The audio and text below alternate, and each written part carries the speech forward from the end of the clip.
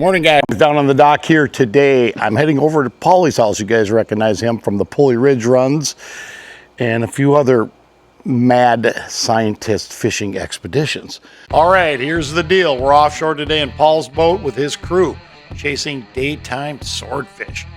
We get into some solid action, 3 hookups, 2 fish landed. Then later in this video, I'm going to walk you through how I spool my own swordfish line and get his boat set up right so we're not constantly moving gear from boat to boat. Let's get after it.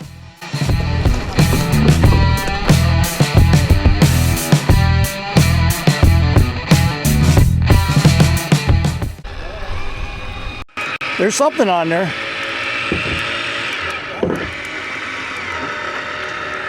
Is there a fish out there or not out there? I can't see. There's tension on the rod. There's a fish on there. There's a fish on there. Get the harpoon ready. Get the harpoon ready. He's under the boat. He's under the boat. Out! He's up under the boat. He's up under the boat. He's coming under the boat. He's coming under the boat. He's going to come out right under the boat. Watch for him. Watch for him. First light. There he comes. There he is. No, he's not legal. He's not legal. Where's our sortie, guys? All right, go take a picture. It's $500 for swordfish. What do you think? Love it. Did I call that? Like I told you he's a little guy. Paulie, we're gonna need gloves to get him off. Yeah, how do you get him off now? Well, that's tricky. We got to have gloves or something because the little guys, that bill is razor sharp. Hooked perfectly in the corner of the mouth. Hey, buddy. All right, guys, here we go. On my boat, I've got all the necessary equipment.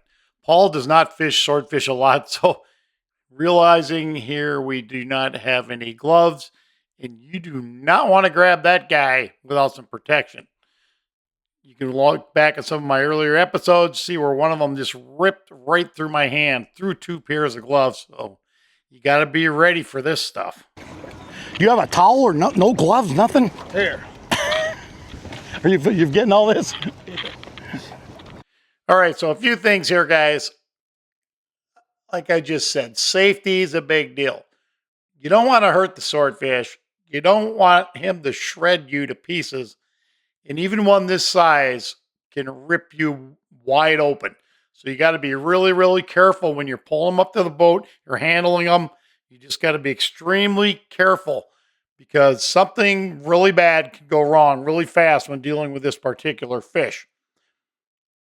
They say the swordfish is one fish in the entire world that you do not want to be in the water with because they will take that sword and run it right through you and just shred you to pieces. So Paul's working on him here. Got him up, popped the hook out of the corner of his mouth, and he's just hanging there, getting his orientation, and down he goes. So a little trickier with no gloves. I've got a nice new pair of gloves at the house that I'm going to donate to Paul's boat after we kind of get this day over with. He's running his swordfish reels too, guys. We need to reset them up. If you notice from watching most of my earlier videos or a lot of them, I've got a yellow line on there. This color line he's got on is super hard to see, so we're going to get that taken care of as well because we're going to be doing some more of this, and we need to be on our A game when we're out there. All right, guys, neutral, Paul. We're just doing another drop here. We just pulled a little sword into the boat. The Star of the Seas is burning by us here, and the guys are. Paul's got. What do you got? United Rentals. United Rentals are on the boat. Paulie's the captain today. So we're just hanging here. We're doing the second drop down, but we had a cruise ship burning by us, so there we go. That's what's happening. Easy. All right, neutral. Now back it up to the left. Back it up to the left. Easy. Just easy with it, because I don't want to freak him out. Okay. Now, did you see when he was we'll get the ass end into the wind. Tuck the ass in that way. He's back under the boat. He's going to stay. Now he's going to stay under the boat. Easy. Slow down. We got to keep him vertical. Otherwise, he'll start feeling the boat and he'll take off for the bottom. We're screwed.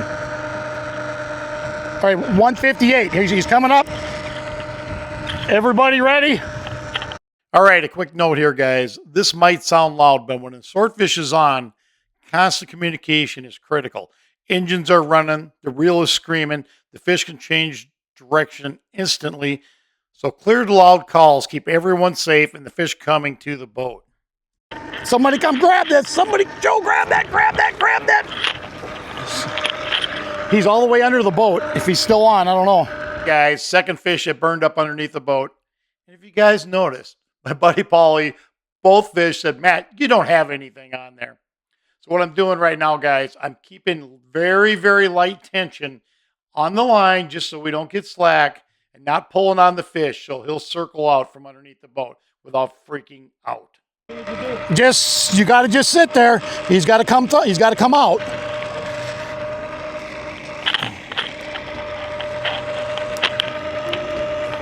If he's not on there, I'm dragging a big rock. I don't know which way he's going to come out, Paul. So if he's heading toward the motors, you're going to have to kill him, okay?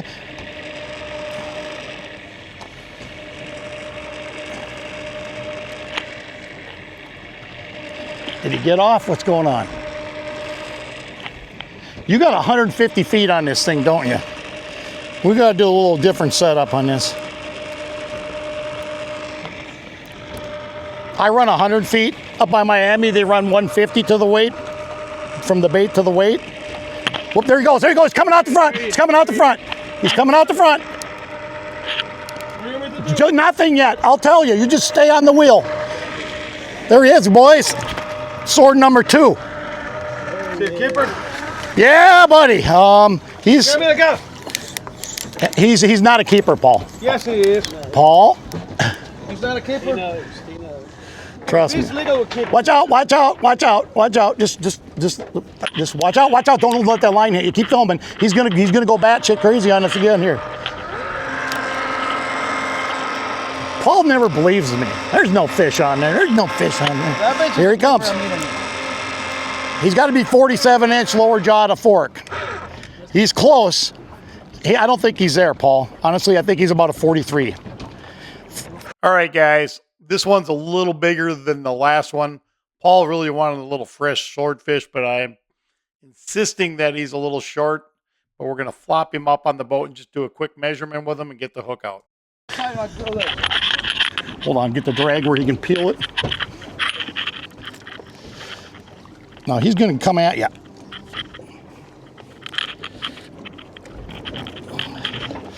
You got to get him down by the head. He's too short. I can tell you he's short. He's short. Just give me a gaff. We'll de-hook him with a gaff. Cool, huh? That's awesome. Hi, buddy. Is he legal? No, he's short. He's like 44. He's 3 or 4 inches short.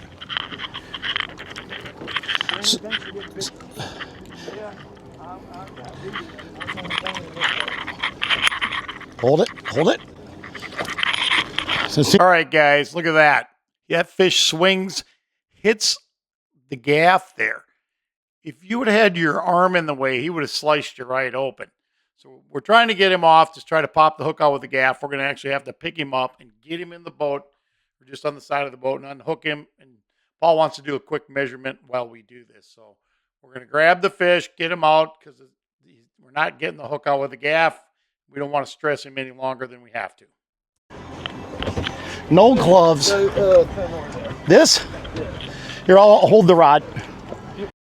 Here, I got this. I got the rod. All right, now put him right there. Hook him right there. Hook him right there. Put some tension right here. Watch it. Watch the bill. Watch the bill.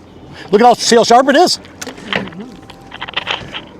Now you want to grab and pull forwards. What you want to do?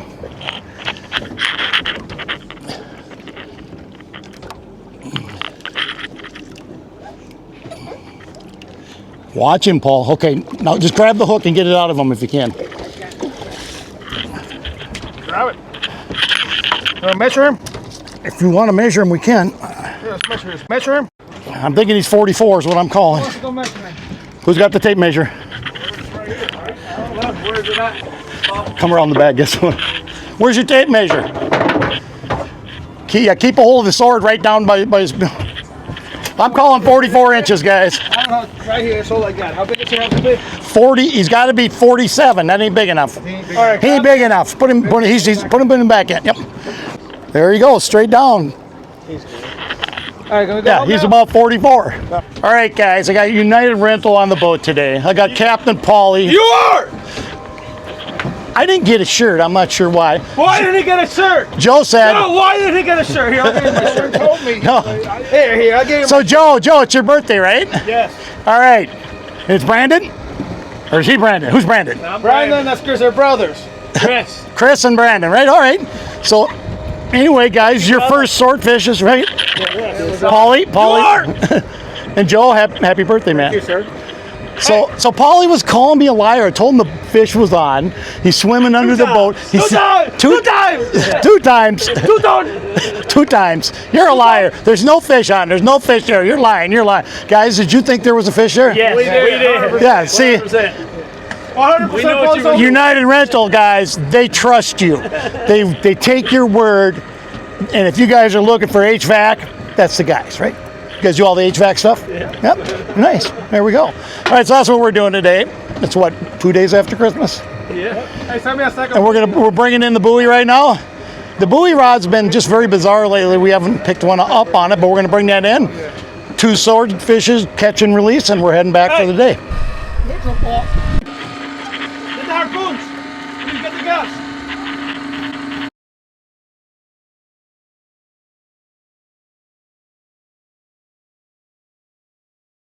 All right, guys, you can't make this up. We're bringing the buoy in. All of a sudden, things are getting really weird. Joe's on the rod. Get it up. The weight was tangled up a little bit. We get it off, and the reel, for whatever reason, just stopped. Now, I pulled and looked at this footage in depth 3 or 4 times. Did we bump a button on the reel? Did something happen? No, the reel actually just kind of shorted out there for a second, and when that happens, you give them slack. That's what you end up with right there, guys. No fish. He got off when we gave him slack there. All right, let's go. No, it just, I don't know why it stopped. And now it's not working right anyway. No, it stopped. Yeah. See how delicate this is? Yeah. But he got off right there. Because when that reel quit, I couldn't keep up with him with the line. Yeah. So watch around the boat, guys. He's going to be, you seen what they look like. All right, guys. All in all, we burned out, I'd say mid-morning, caught 2.5 fish, and we're on the way back in. We had a great day. It was Joe's birthday. He really wanted to catch a swordfish. So the guys had a blast. All 3 of them, their first swordfish. Good morning, guys. Captain Matt, Marathon Sport Fishing. It's nice out. It was raining this morning. It looked like it was going to rain all day. It cleared off, calmed down. The ocean's looking calm out there from my buddies driving by calling. So here's the deal.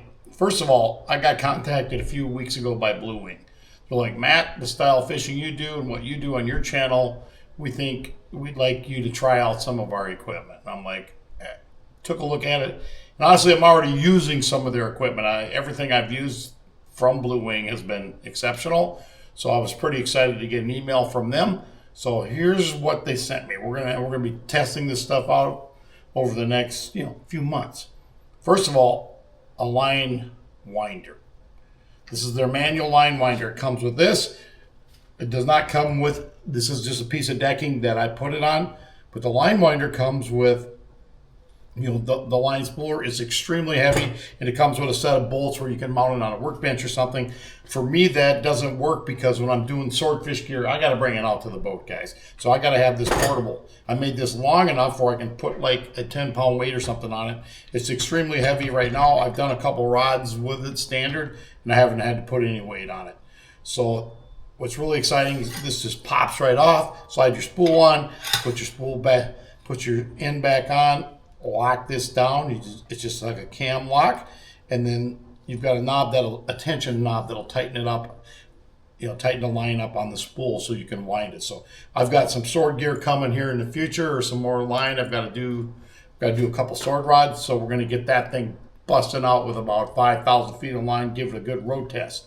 They sent me some. I use their standard swordfish lights. I've been using them for a while. They sent me the super brights, and I bet what was funny is I was looking at them going, man, I should try them. And then they contacted me, so we're gonna put the super brights on. Then we got the deep. It's called the Bell Deep Drop Light, super bright as well. I'm gonna roll this dog. I'm gonna put him on the buoy rod and just see what happens. So the lights I was really excited about. These are supposed to last 3 or 4 times longer than the standard ones. All right, guys, got the spool tightened up. I'll give you a quick shot of what's going on there so you can see inside the boat. I like to set it on the deck. I put a 10-pound weight on it just to hold it in place. And it's just out a little bit farther from the front of the top of the rod tip. So we're getting ready to throw it on here. So what I'm going to do is I got the line pulled through. I'm just going to start. I want to get that slide over the other side. Just out of my way.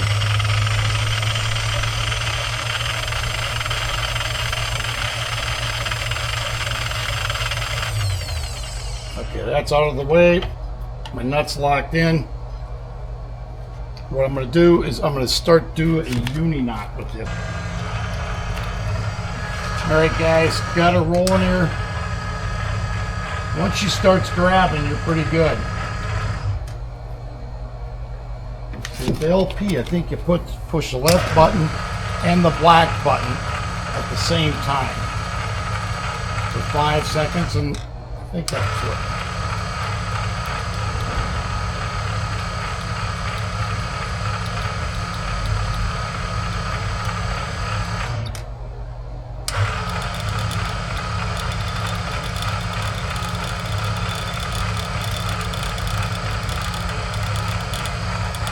So you push the right button and the black button at the same time for like 5 seconds, and that engages LP into override. Otherwise it stops at 0. So I'm just kind of getting her spool here, getting my tag in, just flattened out on there.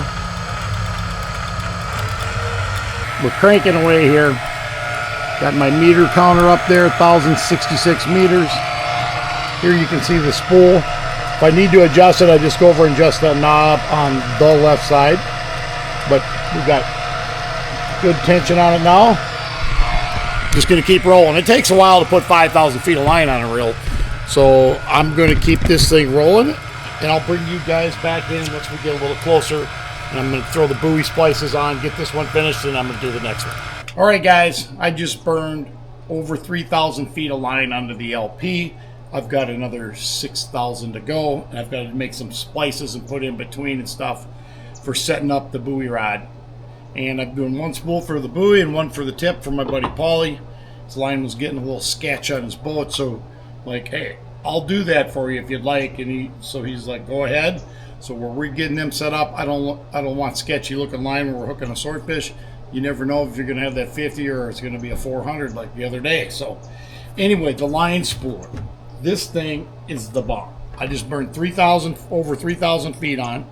So you're just going to grab your spool, take a knife, cut out the little paper on the ends, and you just slide your spool on there, guys. And then you've got your other end. It just slides on. Get it into place. I'm going to put a little pressure with my knee on it. Take the cam lock here. Again, this spins to tighten or loosen.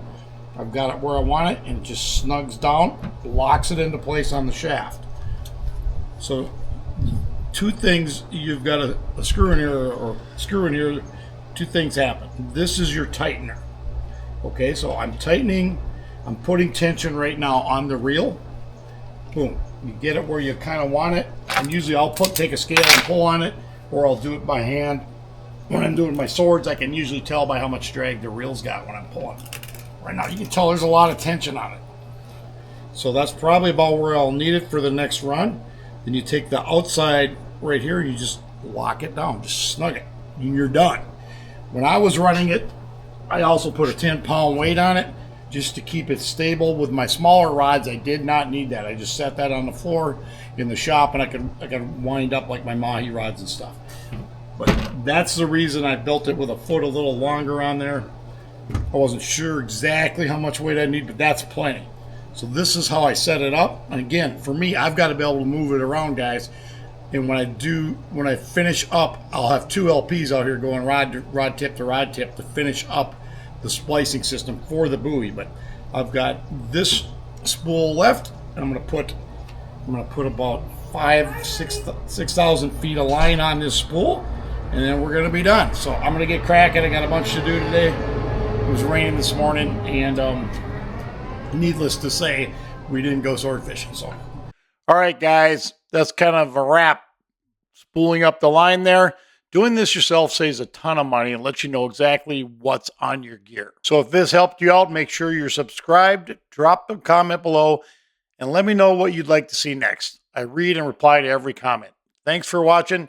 We'll see you out on the next trip offshore.